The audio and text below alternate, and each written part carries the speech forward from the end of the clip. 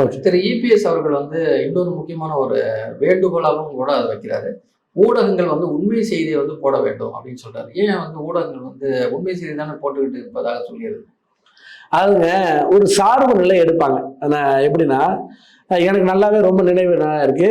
பெரிய ஊடகங்கள்ல இருந்து, பத்திரிகையில இருந்து, அதாவது அச்சு ஊடகங்கள்ல இருந்து, காட்சி ஊடகங்கள் வரைக்கும் அந்த மேட்டூர் டேமை போய் இவர் ஸ்டாலின் அவர்கள், முதலமைச்சர் அவர்கள் திறந்து வைக்க போனார். அப்ப என்ன பண்ணாரு, பூ கூடையை மொத்தமா போட்டுருவார். பூ அள்ளி போட்டு வரவேற்போம். பூ கூடையோட அந்த காவேரி நதியை திறந்து வைக்கும்போது போட்டுவார். அப்ப எப்படி செய்தி போடுவாங்கன்னா, பூக்கூடையுடன் வரவேற்ற முதலமைச்சர் அப்படின்னு சொல்லி ஸ்டாலின் அவர்களை பத்திரிகைகள், ஊடகங்கள், காட்சி ஊடகங்கள் செய்தியா வருது அந்த நாள். அப்ப நான் வேடிக்கையா சிரிச்சேன். எந்த முதலமைச்சராவது பூக்கூடையோட வரவேற்றிருக்காங்களா? பூ போட்டு வரவேற்கிறதா முறை.